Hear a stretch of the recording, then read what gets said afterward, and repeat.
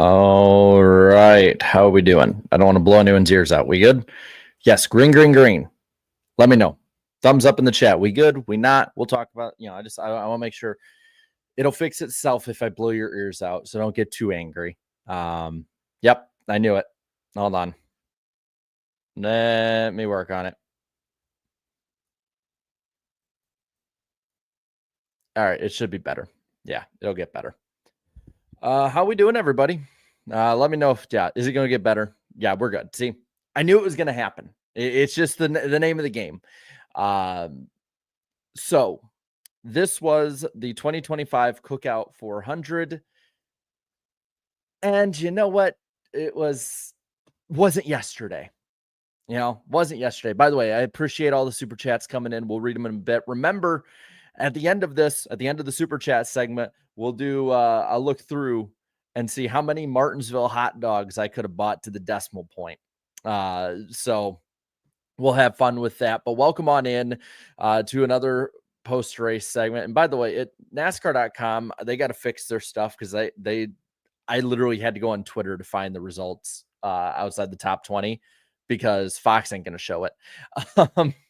So let me know out of 10 what you thought of this race that went for just over 3 hours, 400 laps. Let me know out of 10 what you thought. I'm seeing, like, for instance, 6.11. Nice. I see that. As well as like a 4 here, a 5 here, 7.5, 6, 6, nice, 6.9. I'm seeing what you guys are putting out there and what you think of it. And they're already off the air, so I'm shocked. Totally shocked.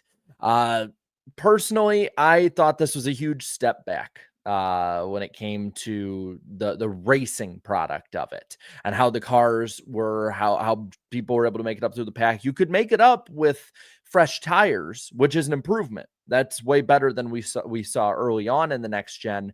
But I think, a lot of people forget just how good that fall race really was overall last year because of the controversy surrounding it, and rightfully so. It was a controversial race. But I think that overall this race was a big step back. Better than last night. Yeah. I see Sphered Hawk here saying better than last night. Agreed. Definitely better than last night. But if they raced with their heads screwed on straight, the racing would have been better last night. We did see passing throughout the night at times. And I think that this, I think it was a step back. And I think I'm not saying it because I thought it was the worst race ever. I'd probably give it about a 4 out of 10 because there was the ability with fresh tires to pass. Look at Joey Logano at the end. 8th place finish today. First top 10. Hang the banner. Joey Logano got a top 10 this year, but he was all the way back outside the top 20, but he had fresher tires, was able to move his way up. So there was that ability to go forward. We saw the ability for a couple of guys to stay up there with worn tires. We saw at the end of stage 1. So that was part of it, but we'll talk more about that in a bit.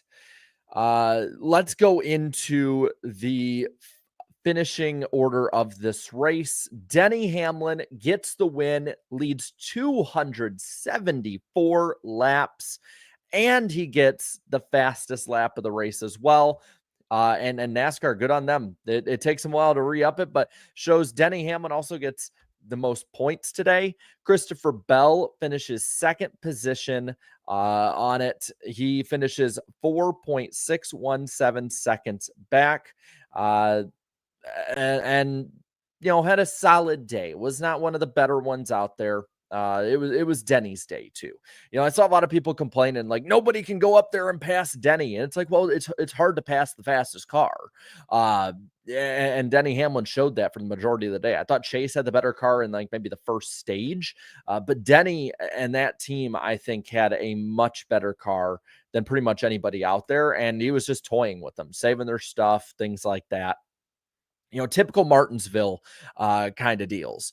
But in third, you had Bubba Wallace, another solid finish for Bubba Wallace this year. I believe the second consecutive third place finish. That's easily, with the 42 points he earned today, going to keep him well in the top 10. And by far the best career start for Bubba Wallace. I mean, let me pull up his stats on the year. I mean, this is third top 10. He came into this race 36 up on the cut line. That will surely go up. So a great run for Bubba Wallace. Chase Elliott, 42 laps led, second most today to Denny Hamlin. Fourth place run, I think, had a top 2 or 3 car for most of the day. The needed speed that Chase Elliott, I think, and Chase Elliott fans really, really wanted to see from him already, and scores another top 5. Again, Chase is not probably week in and week out where guys like, Bell would be, like Larson. You could even probably throw in William Byron into that, but he's still pretty damn good. The guy came in here 6th in points, pretty damn good one. And yeah, maybe he took it personally when I said that at the moment he's the 4th best Hendrick driver. Now, I also said in that video, now watch, he can go out there and compete for a win, and he did to a degree tonight, running pretty well. So 4th place. 5th place run, quiet 5th place run for Kyle Larson. That car was, I don't even think, a top 5 car. I think they just hit the restarts right. And because of how difficult it was to pass, he was able to get a top 5. Ross Chastain, 6th. 7th for Preece. Again, we talked about it before. 8th place finish for Joey Logano. Hang the banner. The defending champion has a top 10 this year in the 6th race of the year, but still, great charge at the end for Logano coming up through the pack. Chase Briscoe, 9th. 10th for Todd Gilliland. Good run for him. 11th place run for Ryan Blaney. After 3 straight DNFs, probably needs that. And they spit everywhere. I apologize if you saw that. That's gross. Yeah, as you can tell, I've been drinking a lot of water. Michael McDowell supremacy gets in the top dozen. Ty Gibbs, best finish of the season, 13th, ran into trouble still, but I'd say at this point, a top 15 is really, really good for Ty Gibbs after how bad that team's been. I mean, coming in here 34th in the points, even behind SVG, who's been atrocious this year. So good run for Ty. Tyler Reddick finished right behind him. Those two had words because they got into it on the racetrack. 14th for him. Top 15, 3 ties in a row. Ty Dillon supremacy, as some of you say in the chat. Top 15. Let's see. Yeah, I mean, just need to get a finish. And not both ties, all 3 ties got a top 15. Ty, Tyler, and Ty Dillon right behind each other, right with each other. 16th place run for Zane Smith, 17th for Kyle Busch with how he's ran at Martinsville in the next gen car. That's actually pretty good. 18th place for Austin Dillon, 19th Carson Hocevar. Stenhouse rounds out the top 20. Suarez 21st, and last one on the lead lap. I think he had a way better car than this, but 22nd for William Byron. 1 down for AJ Allmendinger in 23rd. 24th is Eric Jones, a lap down. Then Chris Buescher, 25th. John Hunter Nemechek, 26th. Brad Keselowski, 27th. Been a very bad year, I think, so far for Brad as well. 28th, the last one a lap down, Alex Bowman, another one who struggled after different problems throughout the race. 29th, 2 laps down for Justin Haley, 3 laps down, and 30th for Noah Gragson. Cody Ware, 31st, 4 down, ahead of Riley Herbst in 32nd. Josh Berry, who led 40 laps early in this race, 33rd. 6 laps down for Cole Custer in 34th. 35th for Shane Van Gisbergen. Casey Mears comes back, runs the 66 car, 11 laps off the pace in 36th. Burt Myers, last one on the track, 12 laps down. And then Team Penske running out of batteries means that 38th, the only one to DNF today, the announcer jinx in full force for Austin Cindric. So let's pop up the finishing order. It'll be on the bottom of the screen. Let me know if I spelled somebody's name wrong or got something wrong or whatnot. I was putting a lot. Yeah, batteries not included. And all I can think when I hear batteries not included is the old 12 Pains of Christmas song. Yeah, it was a rough day for some, for sure. Better days for others. Let's talk about, and thank you again. Thank you guys so much for the super chats. We will read them at the end, and in the super chat segment. We can't call it the stage break because it's at the end, but in the super chat segment, we will definitely be telling you how many Martinsville hot dogs can be bought with it. Let's just do that as a fun game every time we come to Martinsville, and we'll have fun with it. But let's talk about who was the chat pick. Good question. Who did you guys in the chat pick for this race? William Byron. Sorry, guys. Let's talk about the racing, though. I think that's the big point that we're all going to want to talk about. It was pretty evident early on the way that the race was going to go. I mentioned last year, a lot of things I talk about, I'm going to compare to last year, minus the controversy. When we talk about last year's race in the fall, one of the things that I talked about in that was that it felt like a Martinsville race again, right? It felt like a Martinsville race last fall. It wasn't waiting 60, 70 laps before tires came interchanged or anything like that.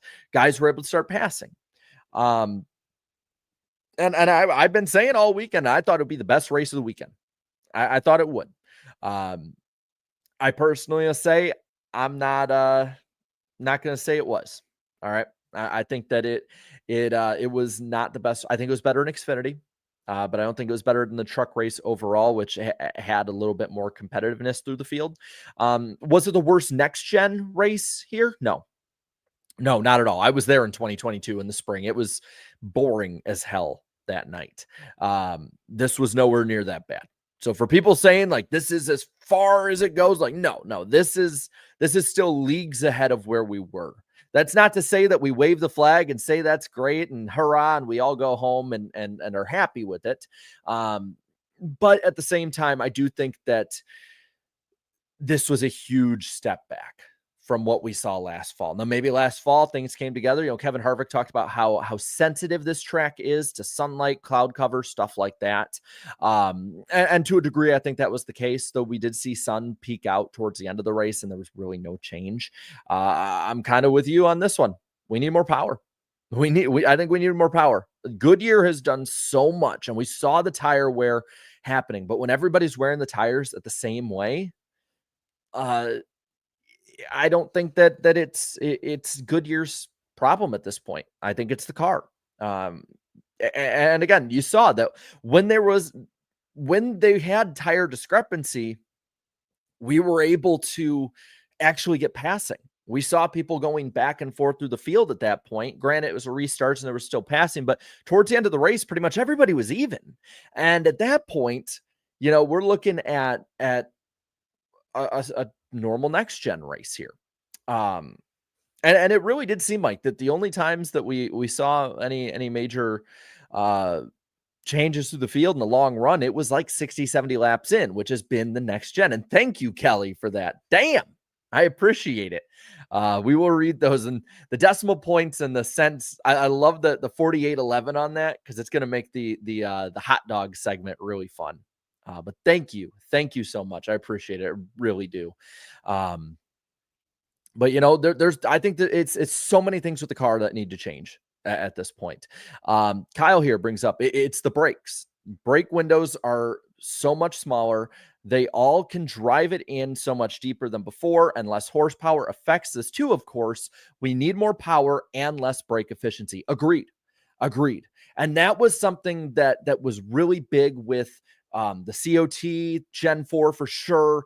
Gen 6 is that you had these cars that were on the edge of control, and not because these guys couldn't drive them. Like, they were on the edge of control because you had, you didn't have the equipment that was able to kind of keep up with the racetrack, keep up with the way that the drivers were trying to be aggressive, and you had to save your stuff.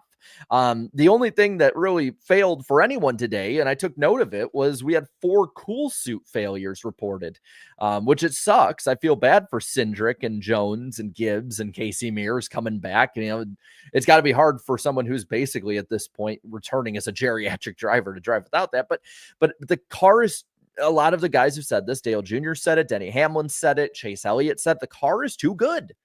And batteries, fair enough, and batteries. Those failed today too. But the car is too good. To NASCAR's credit, they designed a car that is really good at withstanding that for the most part, unless you're Kevin Harvick and you have crappy ass parts. So I think that they need to do a test before the fall, right? Because we don't know what they're going to do in 26 with the format, but under this format, Martinsville is going to be really important. And so far, we have had, let's see, 2, 4, 6. I think we have 7 next gen races now, 2 and 22, 2 and 23, 2 and 24, and 1 now. So we had 7 next gen races, and maybe 1 could be considered good. I think that's an issue. I think it's a major issue, and especially when it's at such an important place on the schedule as well at the end of the year. On some of the other ends here, let's talk about some of the main heavy hitters today of this race. For one, this was in all aspects like they talked about on the broadcast, and credit to the broadcast. I really didn't think it was actually that bad today. It had bad moments, foxism, stuff like that, but I actually thought the booth was kind of on it today, which is surprising because I honestly think this might have been the most dull race of the season for the Cup Series. I know they're not good. Like, this is just saying, instead of, being in a river of crap, they're in a river of mud. It's still dirty. It's still not good to be in. It's still going to leave a bad stain. Like, it's not great, but at least it was, I think, better broadcast wise. And the booth, to their credit, I want to get that out of the way. The booth actually was pretty good at calling stuff out. Andrea here saying Mike Joy was based today. 100%. It was awesome. I loved it. But the whole booth they were calling stuff out, and they were talking about the car. They were talking about how bad the Xfinity race was. They were talking about, they were calling out IndyCar and NHRA and back and forth. Mark brings it up. Mike Joy's statement, dumpster fire, talking about the Xfinity race. And then he retracted that and said, no, it's not a dumpster fire because at least a dumpster fire is contained.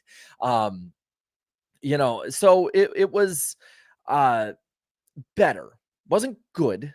It was better, but yeah, Mike Joy was definitely locked in today. A nice picture, by the way, in that profile pic. I like it.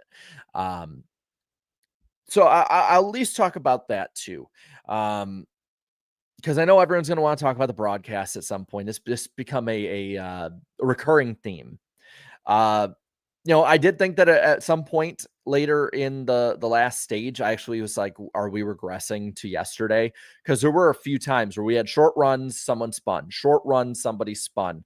You had Tyler Reddick just running through Ty Gibbs. You had Riley Herbst getting cleaned out at one point. So it wasn't bad, though. It wasn't as bad as yesterday.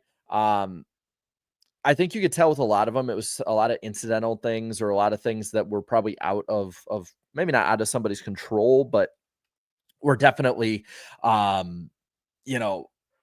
it was carelessness, I think, in some of it, but it was not like yesterday where it was intentionally doing stupid things. We had guys mad at each other, beating and banging today. Like, if you looked at the first probably 15 laps after a restart, you would think it was a normal Martinsville race, because it is normal at Martinsville for the leader to get away, first couple guys to get away, and then lap traffic, with that. But I have to. The huge part is Denny Hamlin getting that win. I did not realize it'd been 10 years since he won at Martinsville. I thought he had won well before then, or since then, I should say. But I mean, that was vintage Denny Hamlin too. Because we did see passes up front. Chase Elliott did pass Christopher Bell for the lead early on. I believe he passed him. It might have been the other way around. But I think it was Elliott passing Bell. That's right, it was, because they showed all the Chase fans really happy, and I was thinking, like, damn, is this going to be the day that Chase gets a win? It's been almost a year. Wasn't the day. Still a good day for Chase. I think this should be a positive for them, but looking at Denny Hamlin today, a lot of people came into this year saying, man, he might be washed. FedEx is leaving.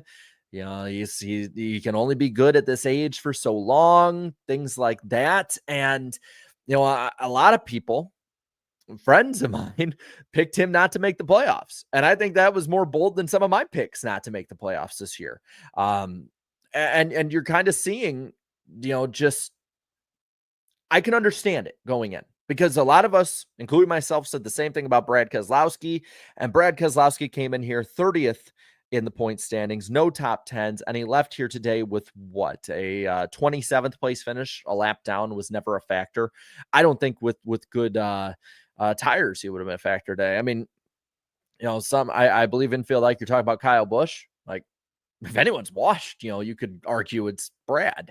Kyle's not that great this year either. He's pretty mediocre, but A lot of people came into this year saying that this could be it for Denny, and the time is running out. And I get that, but what is he like?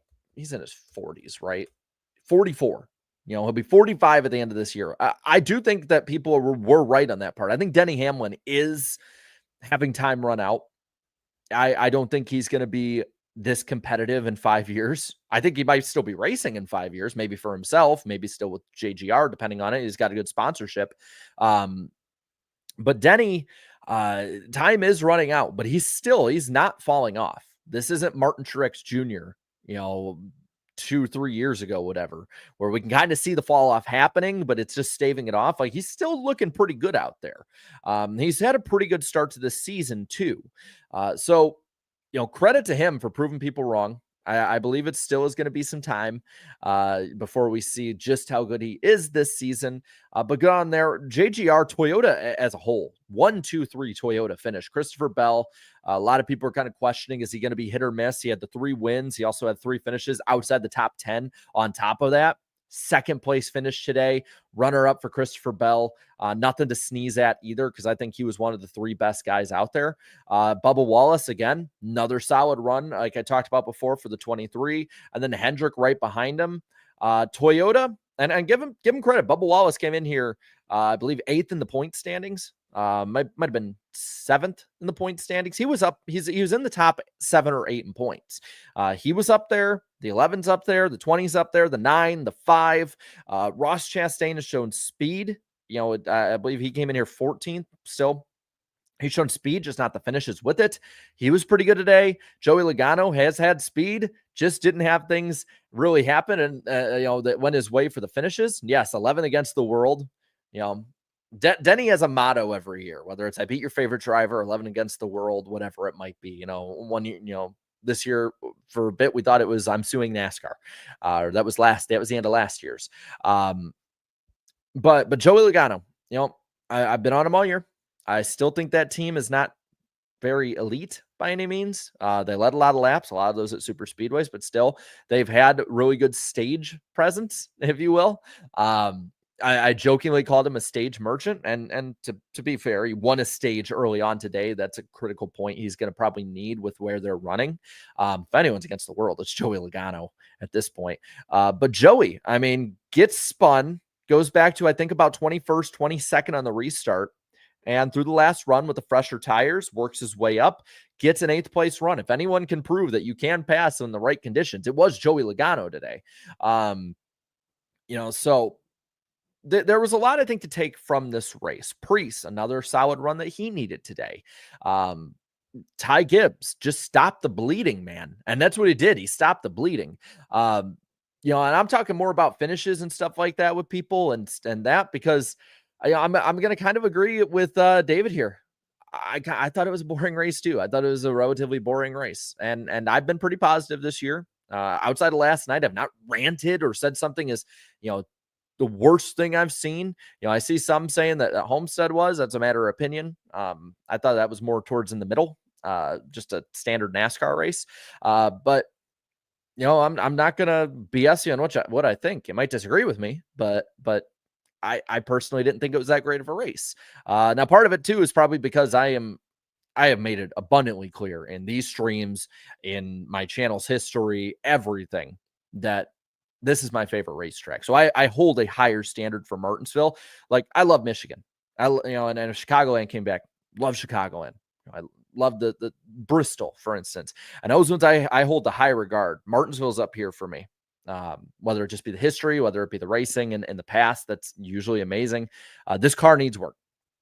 I can look through and I can talk about it. This race, the first stage was actually pretty eventful. I'm looking back at what I wrote about it, and yet you had Bell with the jump early on from the pole. And I can't think of, outside of maybe different strategies and stuff like that, him running any worse than like 7th today. Though Chase Elliott taking the lead, that was, I believe, non-restart, non-pits. I think that was like the only pass for the lead on track today. And it was lap 24. And it was under commercial because Fox. We did have a caution early on for debris and an early restart. with guys sort of playing the tire strategy. And then, of course, we had Buescher going around off the 77. So I want to defend Carson Hocevar here. And I know people are going to probably roll their eyes at this. I saw people being like, Carson's a weapon again. No, he wasn't. Buescher self-cleared. I mean, it was clear that he pinned the 77 up against the wall. What's Hocevar, I get Hocevar can probably slam on the brakes, lose a bunch of spots, get, ass packed into the back by 2 or 3 cars. But I don't blame that at all. And by the way, if I'm itching my nose, I'm not picking it. It's pollen is nuts right now, and there's a tree with flowers right outside my place. So I walk outside and it's just ugh. You can clip that if you want. That was not on Carson Hocevar though. I've called out Carson Hocevar and his antics before on this channel and on NWP, which will be on this channel Wednesday. We'll have plenty to talk about that's not this race, trust me. But that was not on him. 17 self-cleared. If you watch the replay, it's pretty clear to see. It's right on the straightaway. He's pinned up against the wall. There's nothing he really can do there. Logano stays out, and he ends up winning the stage. That was also where the first of the battery issues came in, because the 23 and the 21 got into each other, and it seemingly knocked a battery loose, though it seemed like it was more of a Ford issue overall today. But Logano gets that stage win. Bowman comes back there second. Bowman really was a non-factor today either. I'm looking back at the second stage, didn't see anything. He finished off the lead lap, I believe. He just bad strategy calls by the team.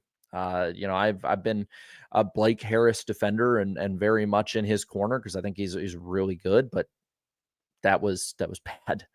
That was just a bad call to keep him staying out. Pit incidents too, but keeping him out on worn tires. You saw, and here come the sirens. It's a damn tradition.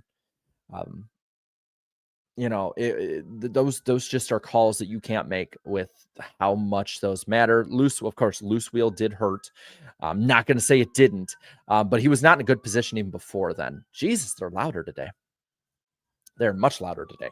But Bowman finishes second. Allmendinger with a third place run the stage. Pretty good. He came in here in a pretty good spot, all things considered, for him. Brad Keselowski fourth. Fifth, Jones. Then Nemechek, Preece, Elliott, Hamlin, which the way I have doctor's handwriting sometimes when I take notes. I almost looked like I wrote hamburger or hamburglar. Yes, the famous paramedics. Cole Custer finishes out the top 10. And from there, I mean, I took the same amount of notes for stage one as I took for the rest of the race. The second stage especially was, I think, where a lot of us realized like it was going to be a dull one. It was going to be a really, really rough race for a lot of people, especially compared to last year. We had the caution for Burt Myers losing power, and then Denny taking the lead, and he ran off and basically never gave it back.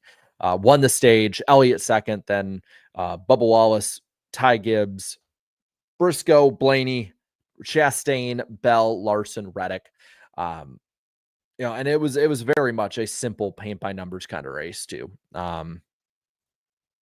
It was the final stage. I mean, I'm looking at it, and there were green flag stops too, and that's interesting. But then the caution came out in the middle of it and kind of ruined it. The 24, especially William Byron, should have probably had a top 10 run today. Was not at any way having winning speed, but probably should have finished around 8th or 9th today. And instead gets off the lead lap because of the green flag stops, because of SVG going around in 4, because of the right rear coming off of the 88 car. And I'm not blaming SVG for that. That's totally on the team. Totally on the team for that one. And they will pay dearly for it in the coming weeks.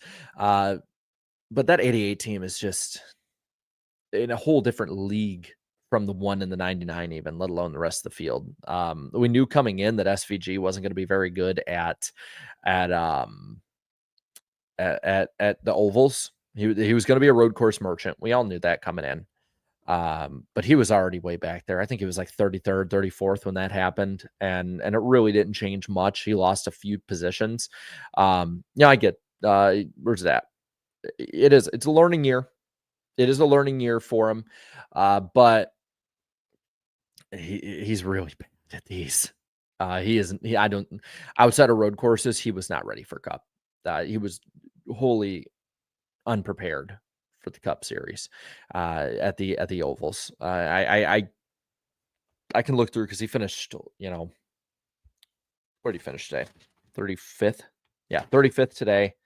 And I can just flip through, and I bet you I can find where he finished real quick. 32nd last week. Week before he finished 34th. Let's see. Week before he finished 31st. We had a road course, so he finished 6th, of course. And then, of course, super speedways. I'm not going to hold that against him because it is a crapshoot. Like he's not mediocre. Like he's just awful. And it's where'd that comment go?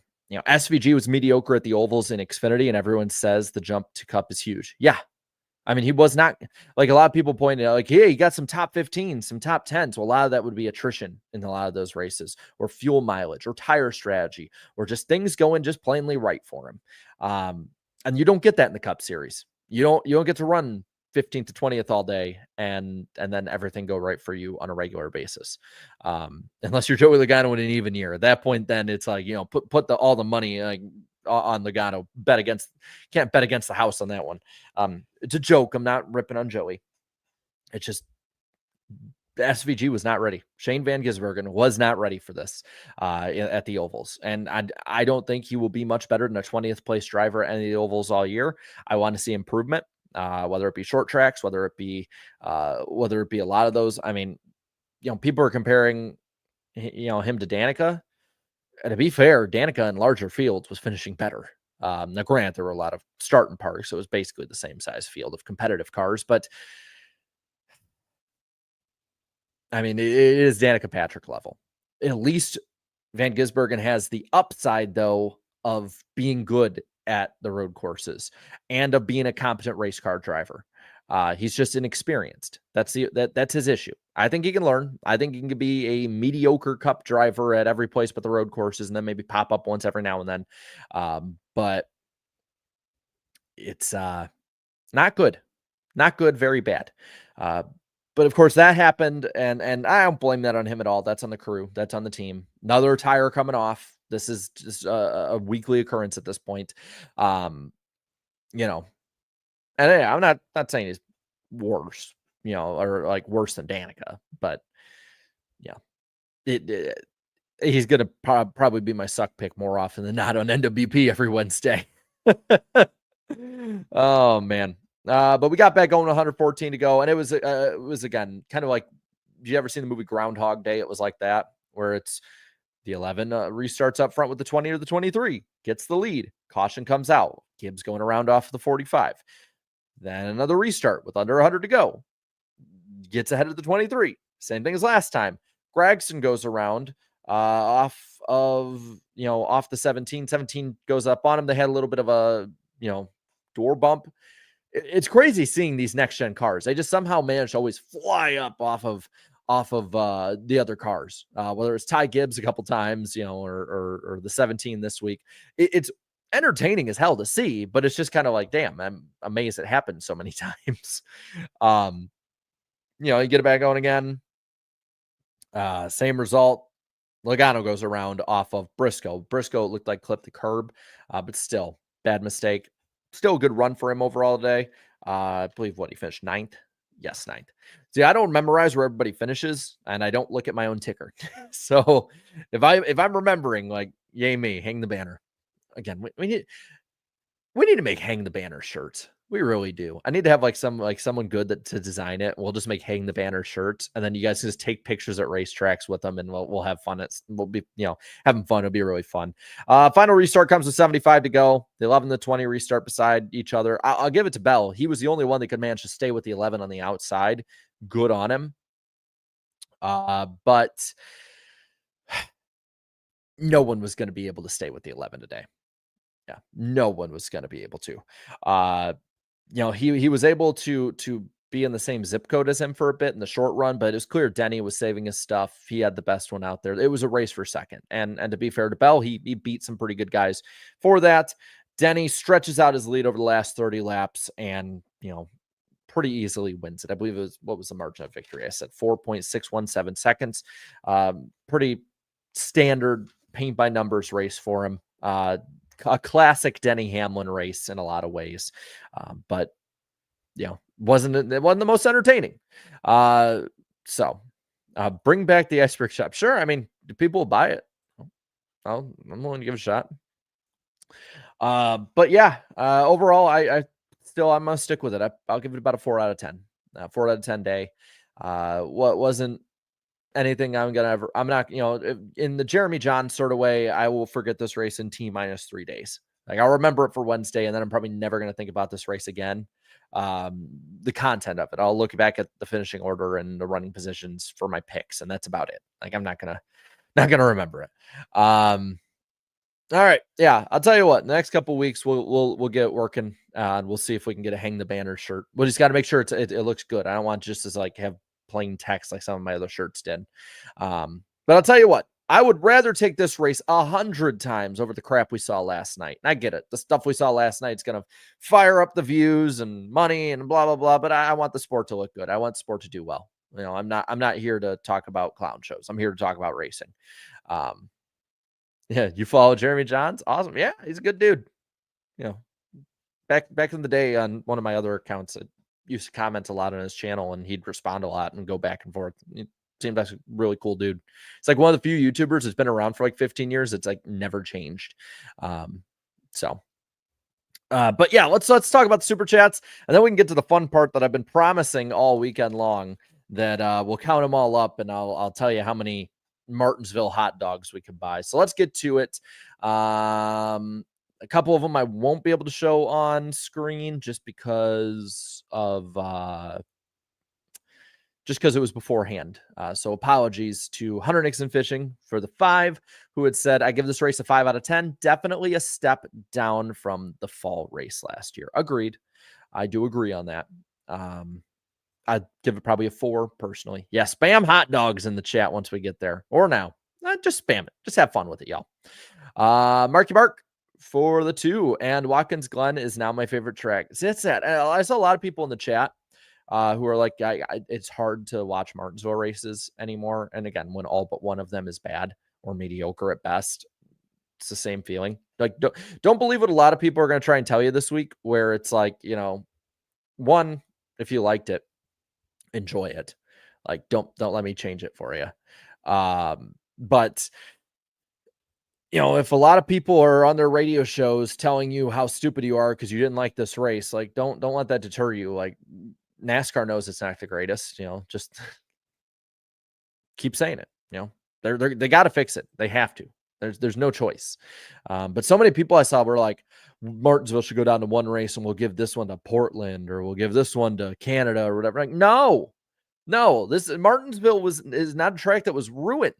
Or is not a track that's been ruined by like, the track being changed or the racing having been awful for 20 years or mediocre. This is not Richmond. Richmond was a track that everyone has agreed on that for about the last 15 to 20 years has been on a downward slope. Doesn't matter the car. This is a car issue. This is not a track issue. It is a car issue. And I cannot say it enough. And I know that Marky Mark, that's not what you're saying. I know you're on screen. I don't want to make you think I'm putting you on blast for something you didn't say. But it's more, I'm so sick of everyone blaming Martinsville Speedway for the problems. No, this is a fully car issue, right? This is all in the car. 06 Paul for the 5 says, good to see Bubba finally running and finishing where he should be. Hope he keeps this up. I mean, again, 7 races into this year, and he is firmly in the top 10 in the standings. And this is where you start to iron out where you're going to run all year. Like, I picked him. I believe I picked him to make the playoffs again. But at the same time, I thought he'd be a round of 16 exit. I mean, he could be with this kind of speed these last couple of weeks at different tracks, it could be a dark horse round of 8 guy. The equipment's good enough. SW for the 5 says 6 out of 10, way better than yesterday. Xfinity race. Yeesh. It's Denny time. I like the reference. Good results for Bell and especially Bubba. Also, Cindric, buddy. Yeah, and Danny picked Cindric. I feel bad for Danny. James says, have the equivalent of $2 for the hot dog fund. Thank you. I appreciate it. And Martin Fan for life for the 499 saying, I thought it was a 7 out of 10 race, but compared to yesterday, it was an 11 out of 10. It was definitely way better than yesterday. I had said it yesterday, like, watch tomorrow, we're going to have a mediocre race, and everybody's going to be like, you know what? Who cares? It's better than the Xfinity race. And I wasn't wrong to a degree. Andrew here for the 2 with Sheev saying Penske batteries are the actual lol cow of the race. I'd agree. Napa Racing fan for the 2 says first Flo and Jamie W. When's that Denny ad coming? It should be coming soon. We'll have to ask our friends at JGR in the coming weeks, like what's going on there. Because that's definitely something that needs to happen. Steven here for the 20. Thank you. Says, I think we should put some respect on Ty Dillon. We clowned colleague for signing him, but he has genuinely been much better this year than his past. Best since the 13 car. P.S. I love how dirty the cars are at Martinsville. So cover both of those things here. I'm like peeking over like, hey, I'm still here. To cover both those things. Ty Dillon, yeah. I thought he was going to be probably a 34th place guy all year. And, you know, he's not been great, but he's still top 30. He's running top 15 in a lot of these races. Could have had a top 10, top 5 earlier this year at Phoenix. Definitely needs a little more respect. I think this is probably I'd have to look at his runs in Germain. But I think this is his probably best start to a season in a long time, if ever. As for how dirty the cars get, love that too. I absolutely love that. It's just, it reminds me of old races that I used to watch. It hits me in my member berries. And Noah Coleman, he runs better than Riley Herbst. Yeah. Austin for the 10 here says, we have to do something about this car at short tracks. The end of that race was so frustrating to hear commentary say how close they were. Meanwhile, we all knew nobody was passing anybody. Fix the car. I agree 100%. It's all the car, and a lot of people, especially next gen defenders, will not be happy with me saying this, but I think at the short tracks and a lot of these tracks, for very different reasons, it is so reminiscent to watching the end of a 550 race. I was there in 2020 at Kansas, and it felt that I had the same feeling where the announcers are saying it. They're saying, man, watch out. It could happen. And I'm just like, not really. Now, granted, the 11 was the fastest one out there. I don't think anyone passes him, but still. Wizard King Nick for the 11, timely 11, says Denny bundled track position and tires using Progressive. On a different note, I just want to say, love the content you, Eric, and Danny B provide us. Cheers to more to come. Raises glass of milk. I'll raise my empty glass, but well, there's still some water.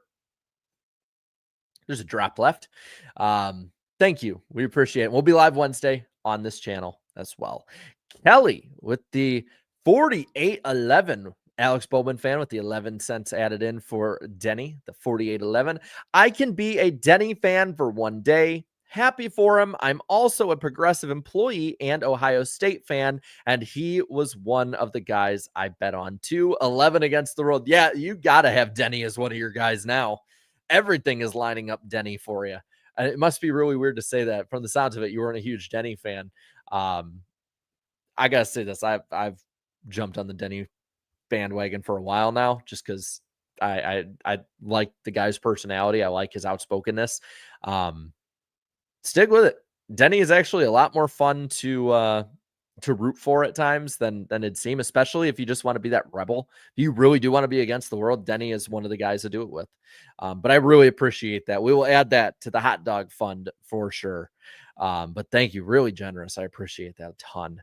I just want to say, I can't express enough how much I appreciate you guys doing that. These donations, because you guys, none of you guys have to. Like, that's not a prerequisite for this channel at all. We're here to talk racing and have fun, and I get to do it as a job, and it's really cool. It's a dream come true, and I appreciate every one of you, whether it's somebody that donates, somebody in the chat, somebody who's just sitting at home watching on TV and chilling. Like, does not matter. I even appreciate the ones that leave the really fun hate comments, because it's wildly entertaining. It really is. All of you cannot express enough how much it means.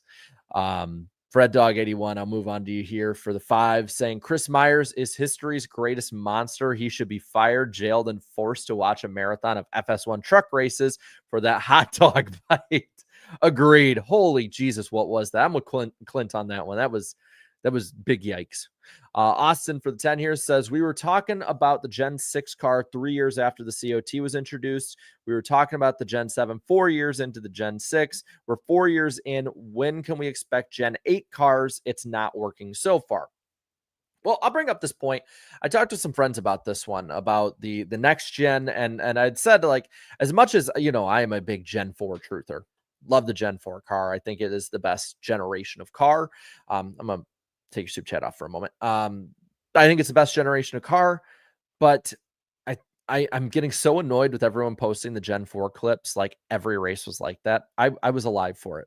I was cognizant of a lot of it. Not every race was. A lot of those races were, they were slogs too.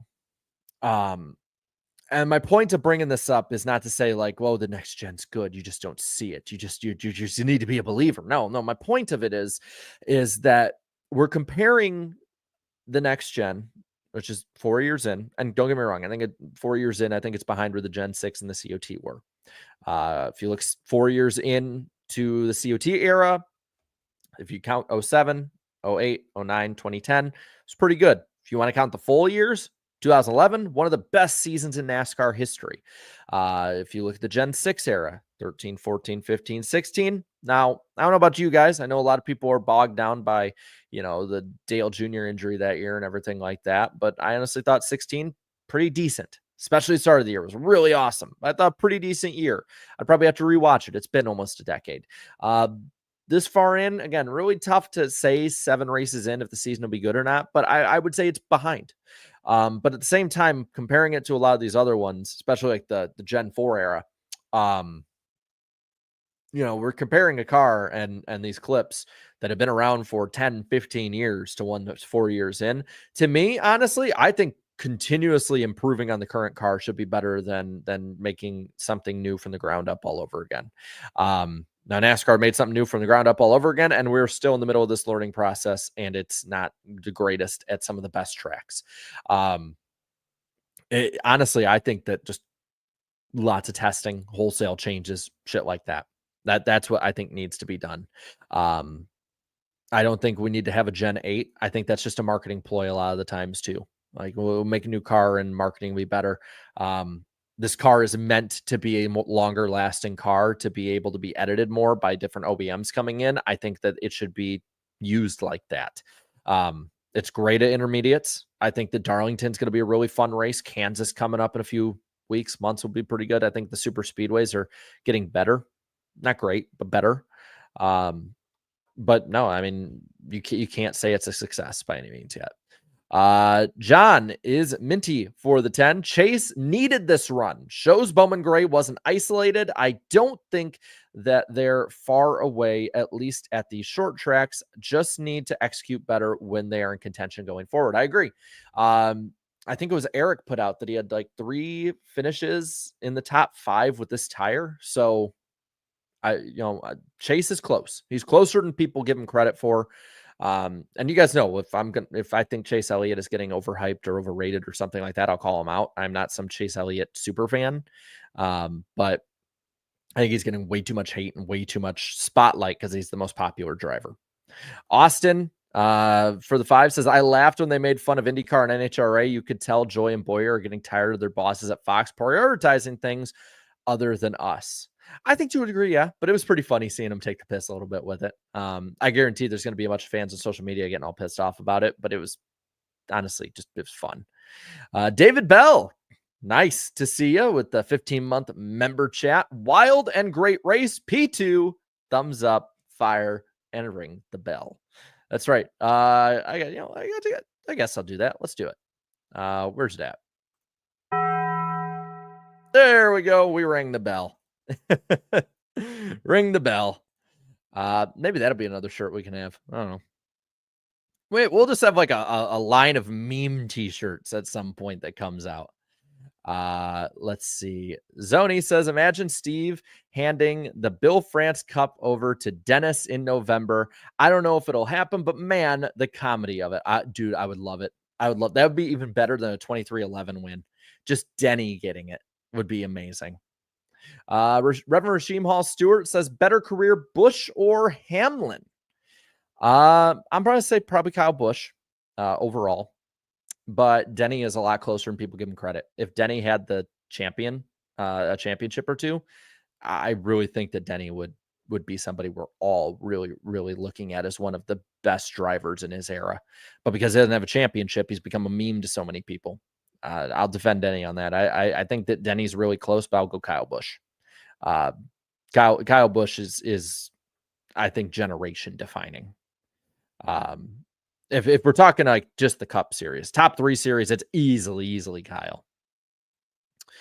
NASCAR Fanatic 2425 says, let's see, never mind to say, or NM to say, I'm probably going full stupid right now, so I apologize. Reason I'm only watching Crown Jewels, probably with the Fox stuff, yeah. David Bell for the 2 says, see Bell against the field of drivers with tons of bells as well. We'll do one of the ring the bell on this one. We'll ring the bell more when he wins, but appreciate it a ton. Let's see. Zaire Jonathan HQ for the 5 saying, first time chatting. What is Riley Herbst's ceiling or potential? Where do you see his career going? Also, thanks for defending Bowman last week again. Appreciated. And, rightfully so. I think he deserves that. Riley Herbst. Riley Herbst to me is probably at best, probably like a tier lower than Paul Menard. Is like one of those kind of pay drivers. Like I think that Riley Herbst could be a guy that if he's in good enough equipment can probably run top 20. We saw at the start of the year, the 17 streak, granted 2 super speedways. But I'd say Riley Herbst is probably like one of those 25th place guys. I'd say Riley Herbst is, if I had a driver career comp, people are probably going to laugh at me for saying this, but in Cup, not just Cup, probably like a Ty Dillon. Like I really don't think he's like all that great. He showed in Xfinity. If he goes to Xfinity, I think he could be somebody pretty decent, in all honesty. But I don't think that I don't think he has a long successful career in Cup. I think he's here because of money, and I think he could be somebody that's maybe like Daniel Hemrick and goes back to the lower series and finds success there. Like maybe that's an option. I personally think, and this is my theory, I don't have any, people coming in and telling me things behind the scenes to back this up. But my theory personally is that Riley Herbst is a stopgap driver until they can find a really good driver that can bring money as well and compete. I don't see him being a driver that's going to last more than 2 years there. Thank you, BCM89 for the 99 cents. No comment on it, but I appreciate it. Austin for the 5 says, when Martinsville is bad, it's not the track's fault. It's 100% the car. It's okay to criticize when the criticism is warranted. It's warranted now. Yeah. And I've been criticizing for almost an hour now. I 100% with you. Denver Thurston says Xfinity should have a driver standards advisor. I'm going to put a video about this tomorrow. And it's going to kind of talk about just in general, just the driver etiquette in general going down. And maybe that is the solution. Maybe it's fines won't do anything. Maybe major points penalties. Personally, at this point with the lower series, I think, again, they should be held to a much tighter leash than Cup. I think if you've made it to Cup and you're not a menace to society, right? I think you should be a driver or just a group of drivers that's trusted enough that you can handle yourself and not make it a regular thing. And if a regular thing comes in, then NASCAR, of course, as they do now, steps in. Xfinity, though, if you're doing egregious stuff a lot of the time, like maybe what Sammy Smith did, crashing people, slamming into people left and right. We saw others doing similar things. Maybe if you're NASCAR, you just say, screw it, suspension. That might be an option. Just because the lower trucks isn't that bad, but but it's a lot of the drivers that have graduated on that are the problem. Wizard King Nick for the 2 need a little more Martinsville. Martinsville hot dogs. Yes, need more hot dogs. Thank you. Sorry. I'm so out of it. A lot of stuff going on. A little tired. Rowdy 8 Diecast for the 2 says Gen 7 sucks. Never watching again. See y'all next week. Yeah. I saw that. I retweeted one last night this girl put out that was this sport sucks. I'm so pissed. I'm never watching again until tomorrow. And that's NASCAR fans. Hunter Nixon Fishing for the 5 says, please more horsepower. Yes, yes, yes. More horsepower, please. Morgan here says for the 2, it's Denny time, baby. Here's to 20 more wins. Bold of you. Very bold. Where's Denny at all time now? Because I know he's well up the list. I have the list on me, trust me, because of course I do. Where's he at? Nope, it's up here. Okay. Denny now with 55 career wins ties Rusty Wallace for 11th all time. He is 5 wins away from tying Kevin Harvick for 10th all time. Telling you, man. Denny just had that championship to his name. Doesn't matter how legitimate the system is anymore. He just had the word champion behind his name. He'd be considered one of the top 15, probably best ever. Like, with how competitive this era is, with the variants of cars, with the places he's won at, and with the competitiveness and longevity of his career. I mean, you got to remember, this is, I think, year 20 of Denny's career. And other than maybe 2 or 3, he's always been competitive. And maybe 2. He's always been competitive. If I'm not mistaken, has never ran a full season in his career that was not injury impacted, that he hasn't qualified into the chase playoffs. You know, whether it's top 10, top 12, wild card, winning you're in, it doesn't matter. Just saying, man. You know, Denny deserves his flowers. BCM 98 or 89. Sorry. BCM 89 for the 5. Action Detrimental is going to be fun for us Denny fans. It wasn't an exciting race, but glad he got the W. Enjoy it, man. Doesn't matter how good or bad the race was. Enjoy the win. They don't last forever. Austin for the 2 says, please, pleasure. Sorry, not please. Pleasure. I can read. I swear. Pleasure is all ours, man. Thanks for what you do. Thank you. Thank you. It means a lot. And Austin also says, personally, I agree, but the Gen 4 car is goated. Yes, it is. It is. And Martin Fan for Life for the 5 says, more horsepower, less tire, less downforce, make these cars hard to drive again, and mechanical grip matter more. Yes, 100%. Don't care at this point how you get there, as long as we get there. Red Dog 81 for the 10. Do you think the battery issue for the 2 and 21 are just coincident, or are they related to Blaney's blown engines? Say that 3 times fast. And is that a concerning issue for Penske moving forward the rest of the year? So I will fully say I'm not an expert on the inner workings of these cars. I don't know how connected they might be to Blaney's issues. They did talk about how all 3 Penske cars came in, or all 4 basically Penske cars came in with different setups, and basically we're kind of testing some things. Do I think that it's coincidence? Kind of too. The 21s happened with damage and a hit to the side by Bubba Wallace. So I don't think that I would want to learn probably from somebody like Bosey more if they were connected, honestly. Let's see. Kinmano? I think that's how you say it for the 10. What do you think of the current driver engagement or willingness to put themselves out there? My example is Chase Elliott not doing the Netflix special that's coming out in a month. I think a lot of these drivers, unfortunately, have needed to be incentivized by NASCAR to go out there.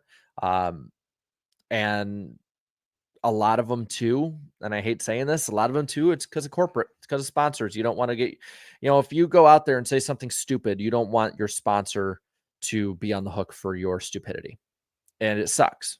But a lot of them are media trained from a very young age. And in doing so, a lot of them are pretty boring. Like, that's just, it sucks. This is the thing. Chase Elliott is a great personality, but he won't put it out there. He's shy. He has every right not to go on to the Netflix deal. He shouldn't be forced to do that. But when Chase Elliott is allowed to be himself and talk, Chase Elliott is fun as hell, man. But nobody sees it because it's in a media center thing that only a couple thousand people are going to see online, or it's an interview with so-and-so and Joe Blow that nobody sees, or stuff like that. I talk about Alex Bowman the same way, so when you have very few personalities that are willing to put their personality out there because of media training, because of sponsorship, because of corporate stuff, because of X, Y, and Z. Plus, the driver culture has become this way over time. It's another part of the driver culture people don't really talk about because, well, then you kind of might run in line of pissing off sponsors. It needs to be upped. That's the biggest thing. It needs to be upped in a lot of ways. There's a lot of really good personalities out there who don't have it put out there because they're not putting the effort forth into doing so. Part of it's just effort too, I think. Easy for me to say with my ass in a chair at home on YouTube. But part of it is that. It's why I appreciate Hocevar so much. It's why I appreciate Raja so much. A lot of these young guys understand that and are willing to go above and beyond to build their brands and build the sport. So good question. Good question. Justin here for the 20. Thank you. Damn. Says, got some cool NASCAR magnets on my refrigerator, 3 Jeff Gordon Hood magnets, Rainbow, Phoenix 76th Win, and Red DuPont. Let's see, I can't remember. QC Dale Jer, is that like quick something? I can't remember off the top of my head. I apologize. And 2007 Cup schedule and a 2008 Cup schedule magnet I got at a local auto store. Nice. Behind me, I have a Ross Chastain one, and on the fridge, I have a 2009 Quality Care. Thank you. And I had a 2009 Chicagoland schedule magnet that I got actually from the track a few years ago. Love the people at Chicagoland. If you guys are watching, shout out to all of you. You guys are awesome. And depending on scheduling, maybe I can jump out there this summer at some point and see some of y'all. Hunter for the 5, another one. I agree. People overrate the Gen 4 era, like the racing never sucked and the racing every week was a barn burner. I think that it's not that it's overrated by people. I think that I think the big part of it is it's just nostalgia. I think there's a difference between nostalgia and overrating. I really do think that's a big thing. The racing, I think, was better back then. You can go back and watch on Vody's channel. Dude is awesome. Go back and watch some of the races NASCAR's put up, or the ones that have been up for 20 years on YouTube, and there's still some pretty damn good races. Real quick, Eric Keplinger in the chat saying we need to go back to Chicagoland. I agree, and I want to shout you out for those of you who have not been around for the old pioneer days of the channel. This is a man that designed the channel logo. So I want to give you a shout out, man. I appreciate you coming on in. And then let's see. Hootenanny for the 20 says the 2 intentionally wrecked the 35. Comments on the Nepo baby. We've had a lot of talk about Nepo babies and stuff like that. It's just bad. Just what's the right word? Bad driver etiquette in a lot of ways. I don't know how intentional you'd say it'd be. I'd have to go back and watch it just because it was kind of getting to the point where I'm just like, oh my God, let this race be over. But it did seem pretty bad. Centric, I think, has been putting together a lot better year than people give him credit for after the penalty. But that wasn't a good look. And it's not like Riley Herbst was running fast either. He was in the way all day. It's just what we're going to see a lot of this. It's going to keep happening. It's going to keep happening. That's the part that's like, it's why I really don't know how to go all in on it, really, because it's only gotten worse as I've watched it, my whole life. Roddy 8 Diecasts here for the 2. Would you be open to going back to Kentucky Speedway? Okay. I know there's a lot of people out there that are like, I'm very much nostalgic for Chicagoland, but I think I can bring back a lot of good points and races for Chicagoland, not just like finishes, but actual races for Chicagoland. I can bring a lot of stuff in that can make my case for Chicagoland. I can't see it for Kentucky. I really can't. I think the track is the issue there. If they reconfigured it to be like Kansas or old Atlanta or old Texas, even, I'd be open to it. If they're willing to put that money in, I'd be open to it. The problem with Kentucky for me is one, the racing. Racing's always been a problem for Kentucky with me. I don't think the racing with the next gen would actually be that good. I think it'd be comparable to Texas. And Texas has gotten better, and we're happy with that.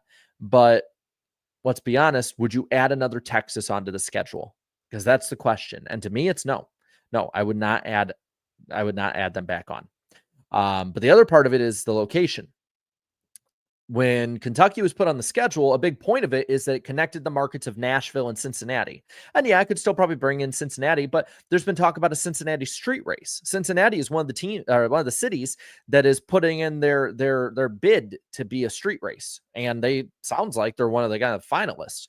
On the other end of it, Nashville has the National Super Speedway in their market. Right? You got that. And even if you want to be really granular about drawing markets, we've got Gateway that is a strong market and a strong pull as well. And the Nashville Fairgrounds is not in the near future, but it's still on the radar too. So you'd be taken away from that. I don't think Kentucky survives in modern NASCAR either when it comes to drawing people in. The purses were always some of the lowest on the schedule. And on top of that, the TV rating was bad. And the first impression for NASCAR fans of Kentucky was awful. So I don't see how Kentucky manages. I know I'm taking a while on this one for a lot of people. They're probably like rolling their eyes, like, who cares? But it's more just because this is a question a lot of people have been having. Like, why can't it come back? And this is my reasoning for it. Unfortunately, I just don't see how it's feasible.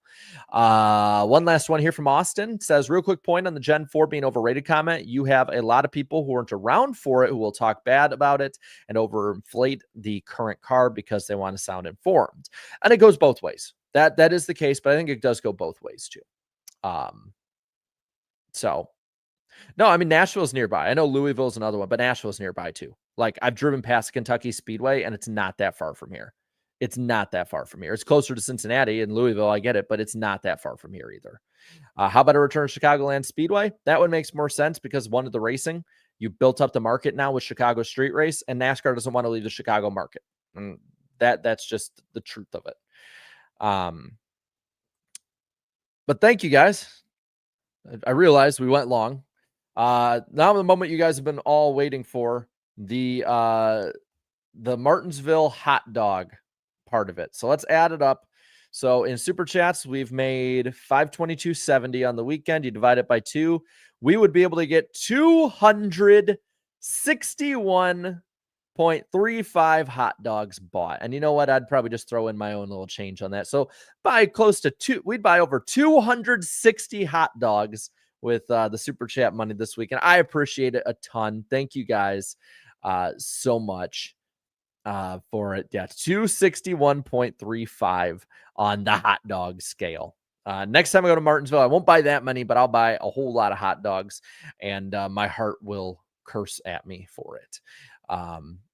Yes, I would weigh over 500 pounds. I would. It would be rough. It would be rough there, but we get a lot of glizzies, a whole lot of glizzies, that many glizzies and more. But thank you guys so much for coming in. Remember, I know it's going to say next week on this, but this week, remember, we will be live on my channel April 2nd, 8 p.m. Eastern time. Might be able to announce a guest or two that's going to be upcoming. We have a few people that are talking to and booked. So be sure to come out for that. Cannot wait to see you there. It is still sunny here where I'm at for another hour or so. So I'm going to go enjoy my Sunday night. I hope you guys enjoy yours. I'll see you on Wednesday, and I'll see you on IDK Players channel, hopefully on Tuesday for our Southern 500 throwback iRacing event. Should be a lot of fun. Maybe I'll go out and buy a glizzy before the sun goes down. But thank you guys so much for coming out. Can't wait to see you this week and in the next. And have a good one. Have a great night, y'all. Later.